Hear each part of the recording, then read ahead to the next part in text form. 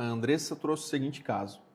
Tomei um drink e peguei a moto e saí, caí numa blitz, só que acabei me estressando com o policial, porque ele falou para mim que eu tinha envolvimento com o tráfico, sendo que ele não pegou nenhum tipo de droga comigo, ele alegou que eu estava com o olho e o rosto avermelhado, sendo que isso foi no final da tarde e eu tinha ficado o dia inteiro na praia com meu filho e os coleguinhas dele, com um sol escaldante, óbvio que estaria com o olho e o rosto vermelho.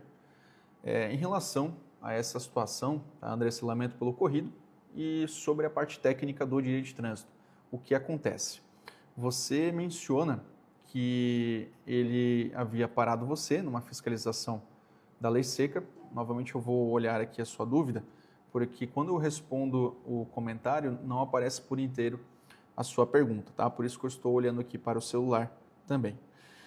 Então vamos lá, você mencionou que acabou se estressando com o policial. Sobre essa primeira etapa da fiscalização da lei seca, eu preciso entender se de fato você foi convidado a realizar o teste do bafômetro, se ele aproximou o etilômetro que nós chamamos de etilômetro passivo. Nada mais é do que um equipamento que acende uma luz verde ou vermelha, ou em alguns outros apenas a luz vermelha, informando que no ar está presente álcool. Tá? Não é um equipamento aprovado pelo Inmetro e o policial apenas utiliza como uma maneira de filtrar aquela barreira policial, os veículos que passam por lá.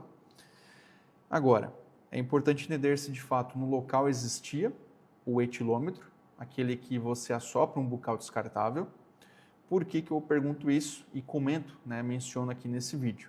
Porque quando você recusa realizar o teste do bafômetro, consequentemente esse equipamento, o etilômetro ativo, ele deve emitir um documento informando e comprovando o número de teste recusado. E lá vai aparecer o número de série, marca, modelo do equipamento e ainda deverá estar presente no auto de infração, mesmo que você recusou, mesmo que estamos falando do artigo 165A, combinado com o artigo 277 do Código de Trânsito Brasileiro.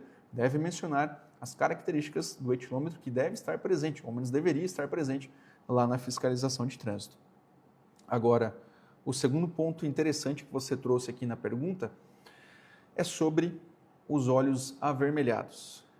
Eu particularmente não concordo com esse sinal de alcoolemia que está presente lá na resolução 432 do CONTRAN, e lá estão presentes uma série de sinais de alcoolemia que o policial ele constata do motorista para verificar e comprovar se de fato ele está dirigindo sob efeito de álcool ou qualquer outra substância psicoativa, drogas. No seu caso, ele constatou, provavelmente na notificação que você recebeu em casa ou no auto de infração, caso ele tenha entregue para você uma segunda via no momento da abordagem policial. Então, lá no campo de observações, pelo que eu entendi, ele sinalizou que você estava com os olhos avermelhados e, de fato, é um sinal de alcoolemia presente nessa resolução que eu mencionei. E no auto de infração, ele deve descrever, principalmente no campo de observações, o que aconteceu da abordagem policial, o que ele observou do motorista.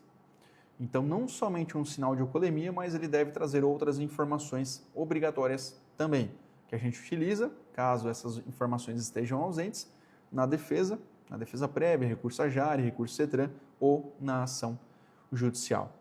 E, sinceramente, esse sinal de alcoolemia eu também não concordo. Eu acho um sinal totalmente fraco por parte da nossa legislação e que é totalmente questionável em âmbito judicial.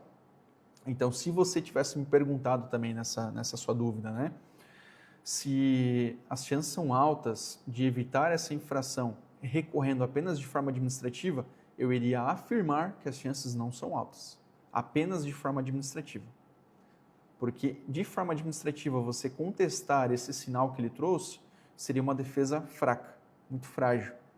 Então, seria muito importante também trabalharmos em âmbito judicial, de forma totalmente estratégica, então trabalharmos de forma concomitante, tanto no administrativo como também no judicial. Seria uma defesa importante trabalharmos dessa maneira. Por que eu falo isso? No administrativo, é uma pessoa qualquer do povo que estará analisando e julgando sua defesa. Já em âmbito judicial, é um magistrado, uma pessoa formada e concursada. Então, o nível técnico que a gente consegue trazer numa defesa em âmbito judicial é muito maior do que apenas manter nas mãos do DETRAN, do órgão de trânsito, enfim. Aí teríamos que analisar exatamente qual foi o agente de trânsito responsável por essa fiscalização, mas eu te dou razão e não concordo com esse sinal de alcoolemia. Olhos avermelhados abre brecha para muita abusividade, né? Imagina, vamos trazer como exemplo aqui um médico, uma enfermeira que trabalha a madrugada toda, né? É óbvio que às 6 da manhã ele vai estar com os olhos totalmente avermelhados, cansados.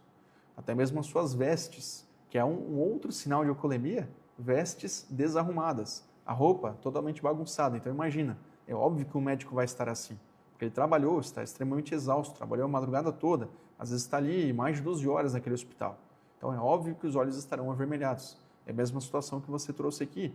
Após a praia, é óbvio, os nossos olhos estarão avermelhados, nosso rosto vai estar avermelhado, nós estaremos cansados. O sol elimina, ele suga a energia, mina a nossa energia. Então é fato, a gente vai estar cambaleando, inclusive, que é outro sinal de alcoolemia.